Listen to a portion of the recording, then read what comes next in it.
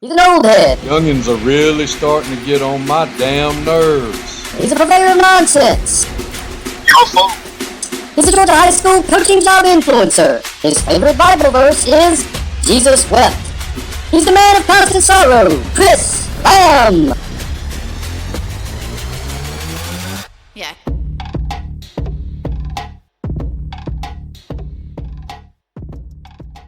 Welcome to Sun Coaches Podcast. We're here at the Nike Coach of the Year Clinic in Washington, D.C., and I have an absolute treat for you right now. I have got a legend from the Maryland High School Hall of Fame, Coach Deno Campbell. He's the D.C. at DeMatha Catholic High School. This is his 39th year. He's been a part of 19 WCAC championships. He is a recipient of the John Voight Award. He also attended William and Mary College. Coach, thank you so much for being with us today. I appreciate the opportunity.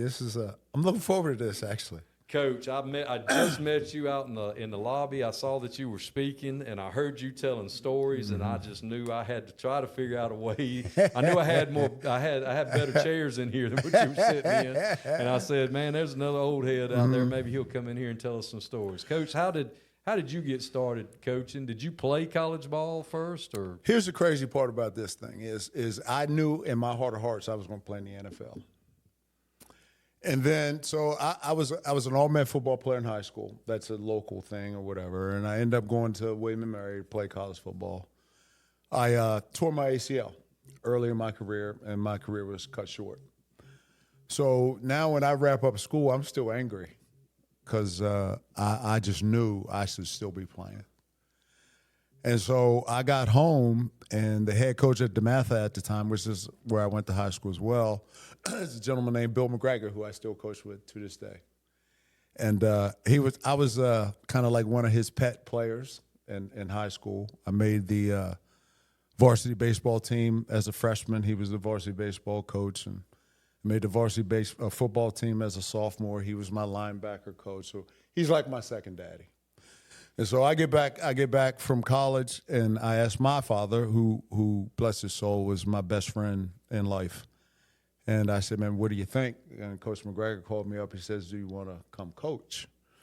And so prior to that, I'd come up, and I watched my brother, who was a junior at the time, play in a championship game. There was a young man on the team. His name was J.B. Brown. J.B. Brown was a receiver at DeMatha, and this was his junior year, and they're playing in the championship. And they're playing against a guy named Moss Collins. Moss Collins was a legendary coach in D.C. who had won well over 300 games.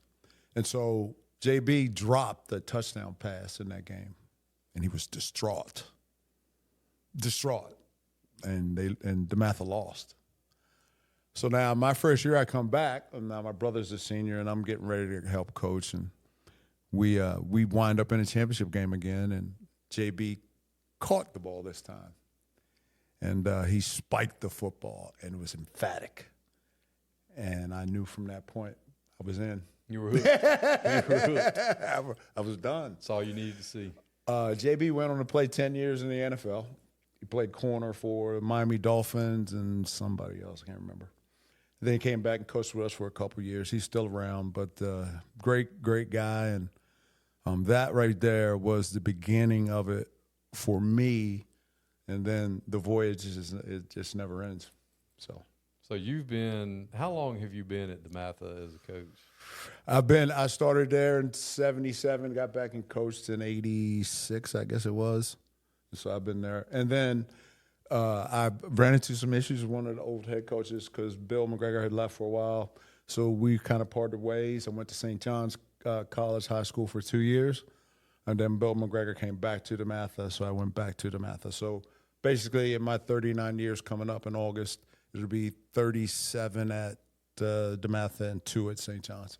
So basically you played there, you've coached there most of your I can't imagine what it was like for you to go to St. John's and wear something different than red, white, and blue. What you need to understand is that I'm crazy competitive. I think people figure that out. But wherever I went, we were going to beat DeMatha's behind. Yeah.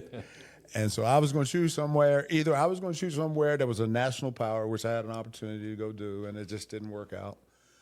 But if I was going to go somewhere local, we weren't going to lose to DeMatha, and we were certainly going to play them. And I made that pact, and we beat them every time we played against them. That's awesome. So I wasn't going to, no. Because I just felt, to be totally honest with you, I felt slighted in that situation. I don't need to get into it, but it is what it is. Right. Yep. So over the years, I mean, surely to goodness, you've had opportunities to go sit in the big chair. Yes. And you just. To be totally honest with you, it's a family thing. My wife, the amount of time I was spending away being a high school coach was more than enough.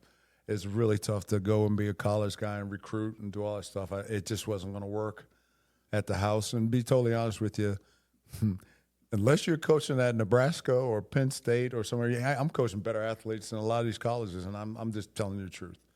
I mean, I've had an opportunity to have my hands on 29 future NFL players. There's 7 kids in the NFL right now that I've had my hands on to coach our program in general. So I don't feel slighted by that at all. I feel comfortable with it. Well, not only at the college level, but I was thinking more like being a head high school coach. Surely people have tried to snatch you away to get you to come lead their program. Yes, there have been a couple opportunities to do that too. And to be totally honest with you, I really don't want to be a DC. I just want to coach linebackers, to be totally honest with you.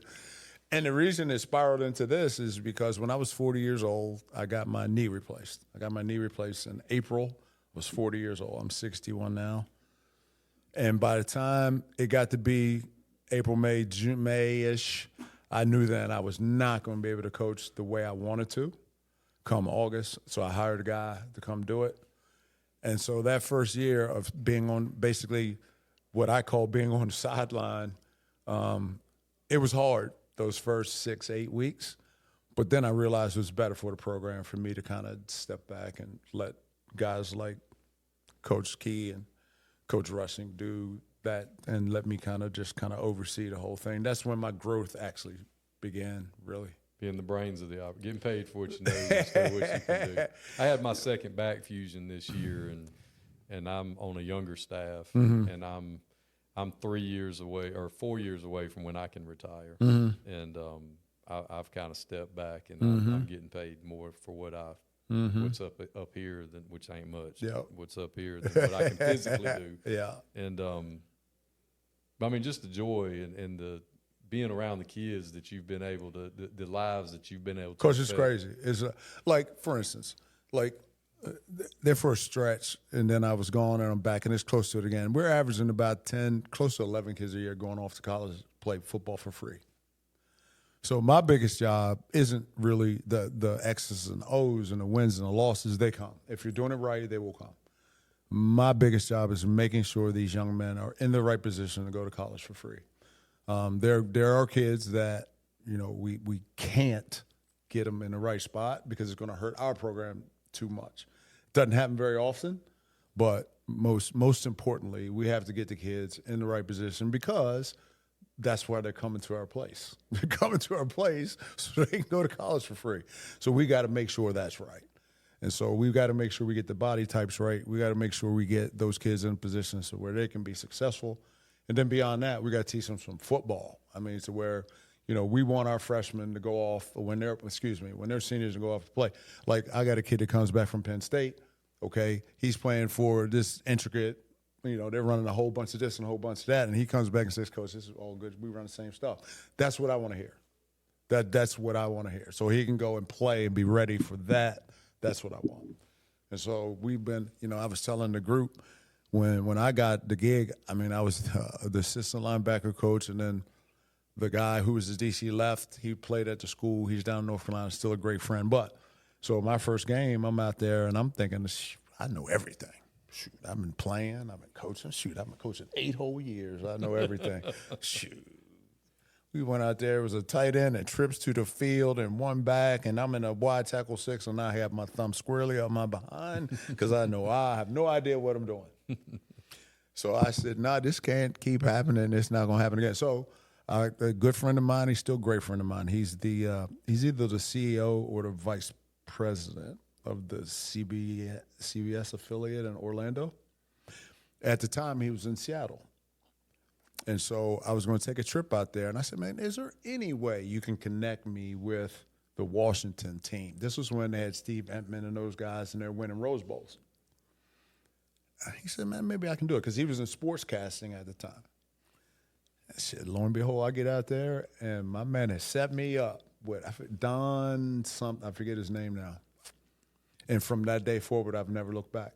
I spent 4 or 5 days with them. I learned some robber covered stuff that I didn't know anything about. And from that day forward, I said, it's rocket ship now. And we just took off. And so from that point forward, we learn something every year, and every day if we can. And every coach that comes in the building that I have an opportunity to grab, I grab them. I worked with a company called USA Football for about a decade. And so I traveled the country teaching coaching education to youth coaches, Alabama, all over the place, Alabama, Seattle, all over. If there was an NFL team, I was there helping these youth coaches. And the big thing that you find is that there are a lot of these guys out here who want to give their time, but they're not getting the coaching that they need. Right. And so, I mean, and you can't chastise them, but they're out there with their head down, hurt. Kids are going to get hurt. And so it's been my job with these guys is to make sure that we're doing it not only the right way, but safely. And so these are all the things that we harp on every day. And then my talk today was about empowerment, and that's what we do. Coaching coaches.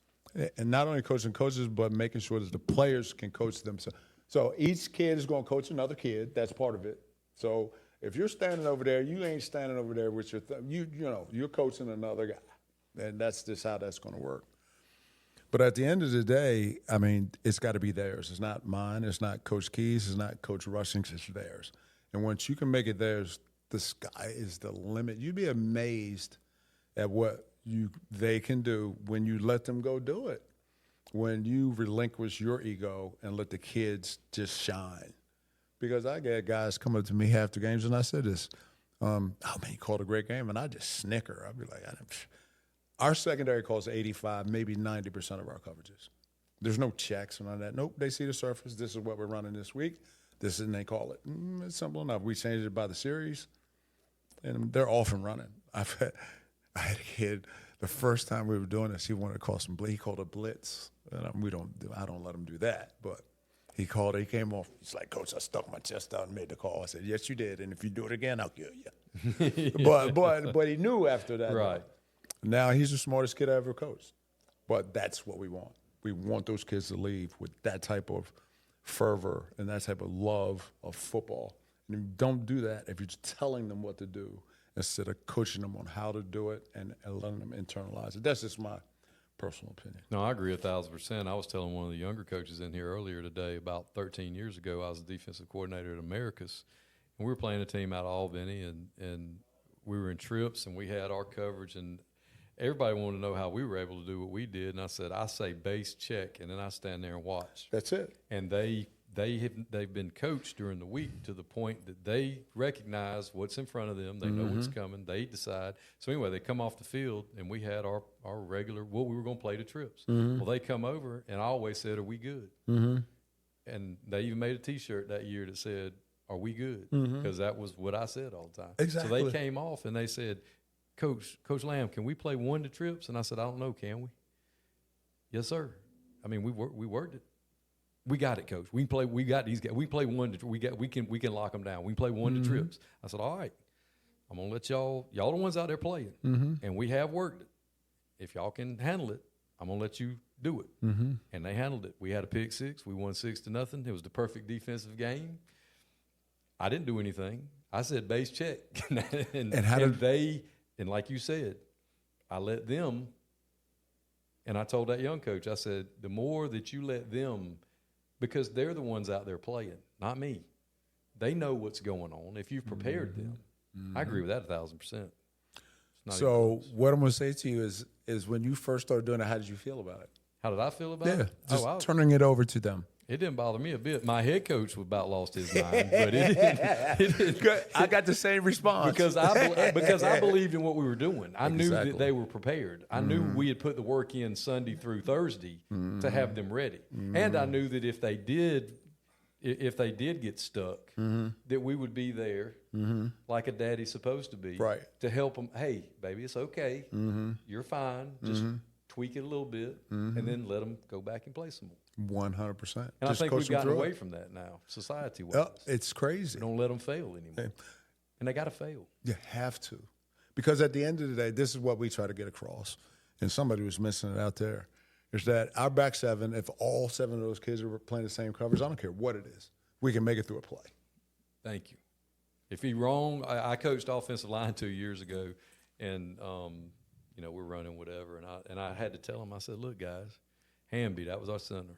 Looked like Sunshine from that movie, that movie, that long blonde hair, looked like a dirty hippie." And I told him, I said, "He's gonna make the calls. I don't care if he's wrong. Y'all all be wrong together, and we'll be right." That's exactly right. If you're all wrong together, we'll be right. That's the bottom line. So, that's how it works. It ain't hard. It's amazing how much they will get entrenched in this when you give them those responsibilities. So we assign homework, and it's easy stuff. They look at the surface. All right, coach, they run flat curl. I like this coverage would work with this. Boom. Okay, cool. If you want, they invent some stuff along the way, and we just let them call it whatever they want to call it. I don't really care. Okay, what fair does enough. it matter? Yeah. As long as it matches to what we're trying to do, it's sound football. It is what it is, and then we just let it rip, and we just let them play.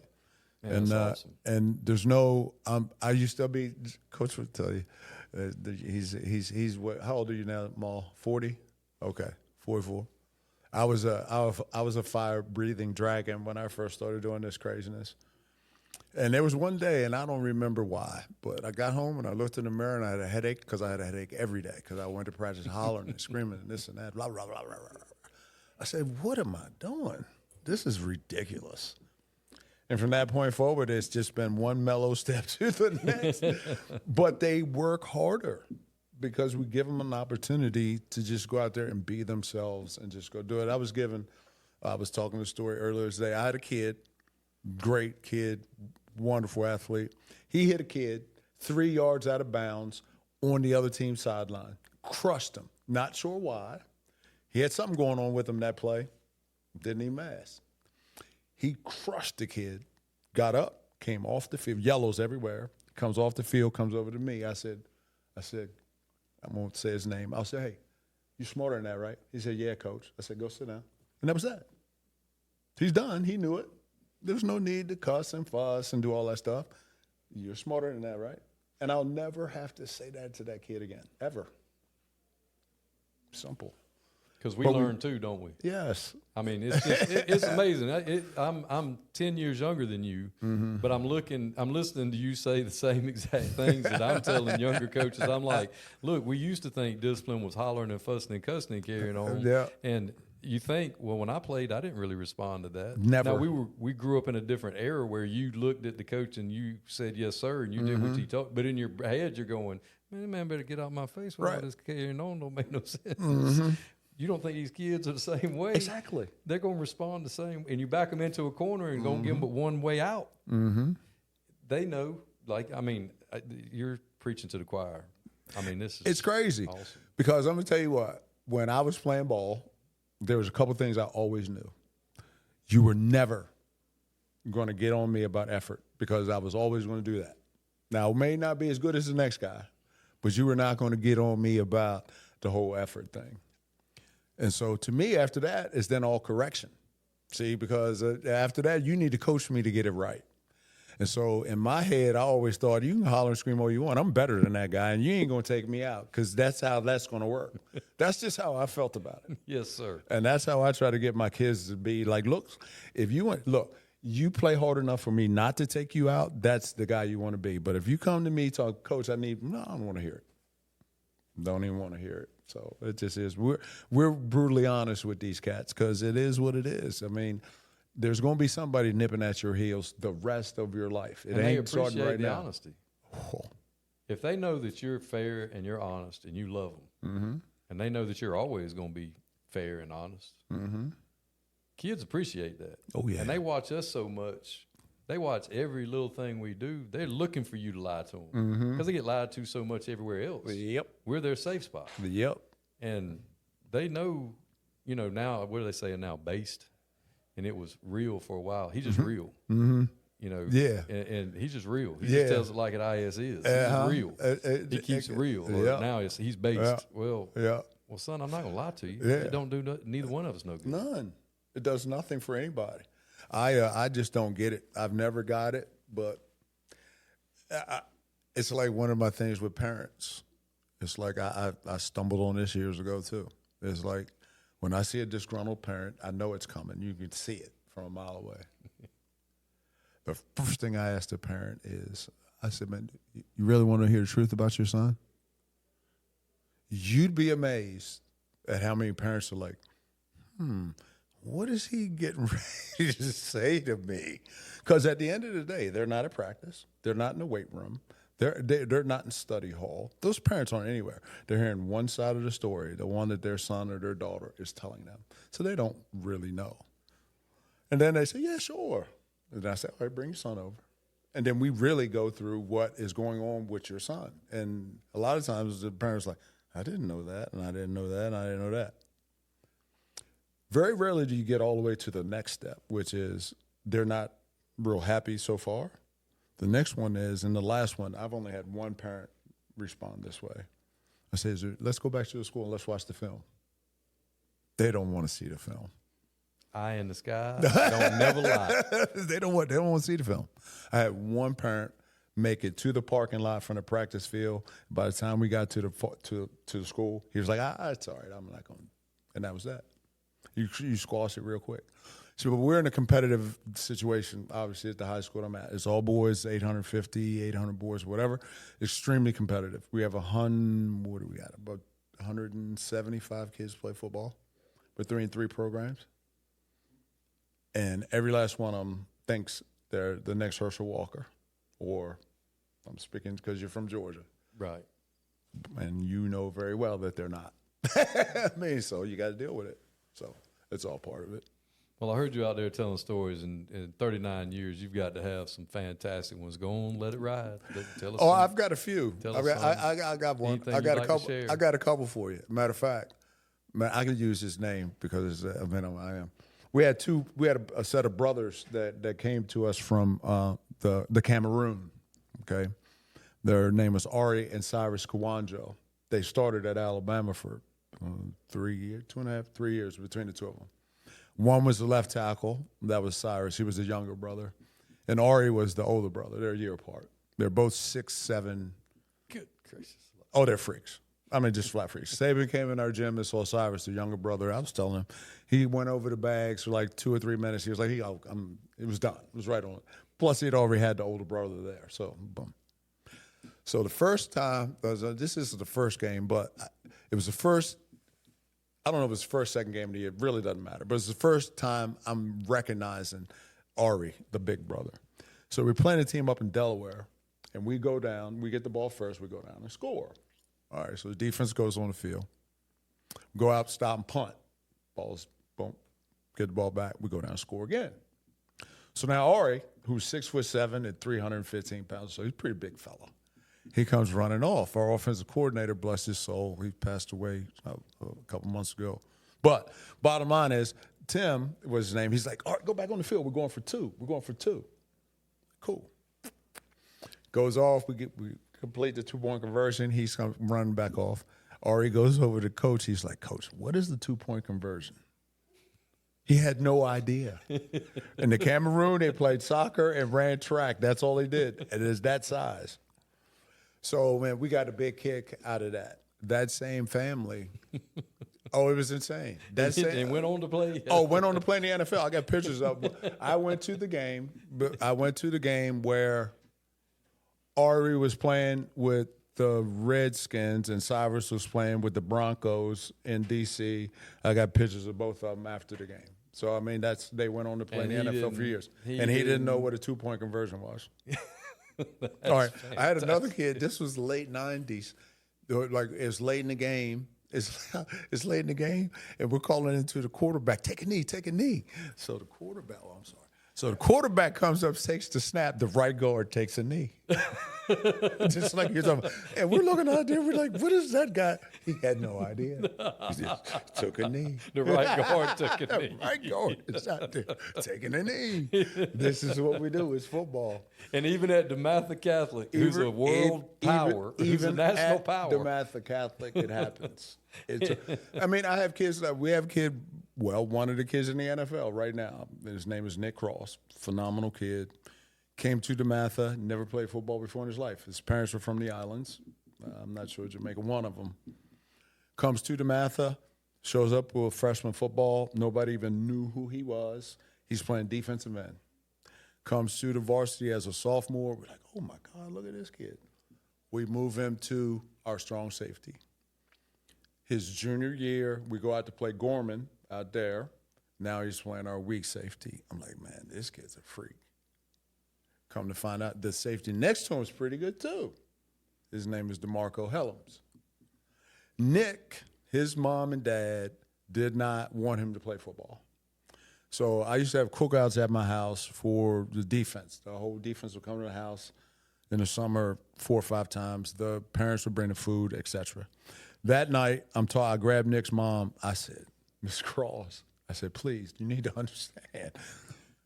I've been doing this a long time, and that young man right there is going to go to college for free. Unless you got $250,000 laying around somewhere, please just let him come to football. So we got him from that point forward. He never came to film and never did any of that stuff. But I used to take him home. During one of those trips, he said to me, we were talking ball and scholarships and this and that. And he said, Coach, this isn't about the NFL for me. He's like, man, I'm going to get me a yellow jacket. I said, well, then go get it then. A yellow jacket. Hall of Fame. Oh, Hall of Fame. Oh, okay. Oh, he's got that kind of talent. You know why? Because he ran the fastest time of any safety at the combine. He was a 3rd-round pick.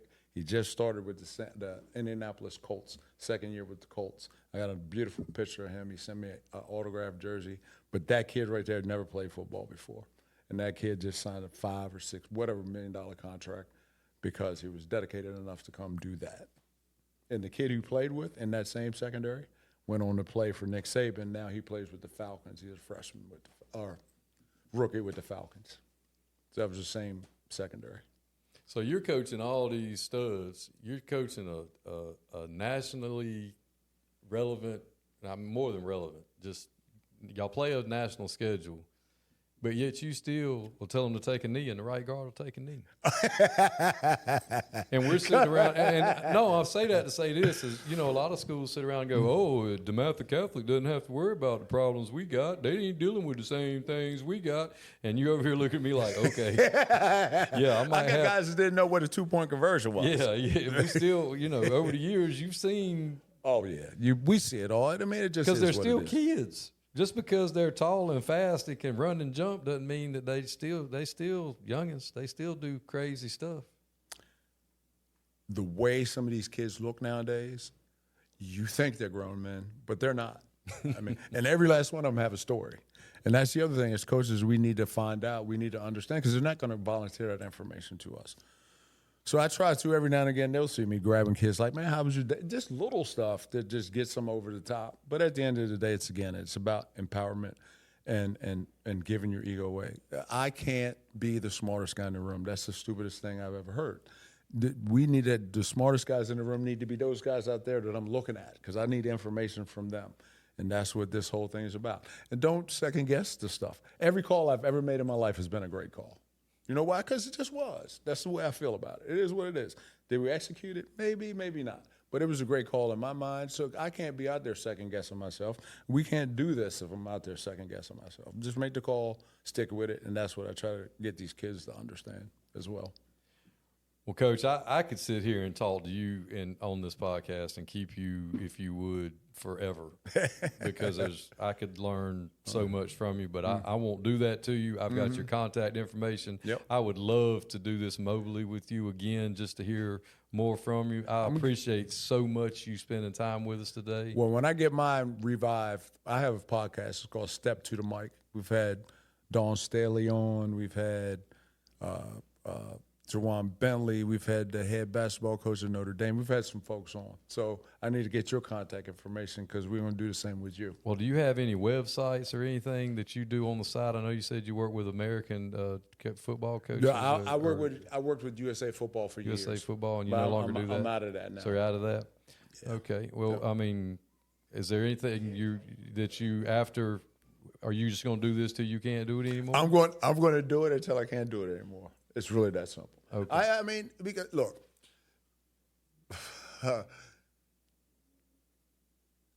there is something about the magnetism of young men trying to be the best they can be.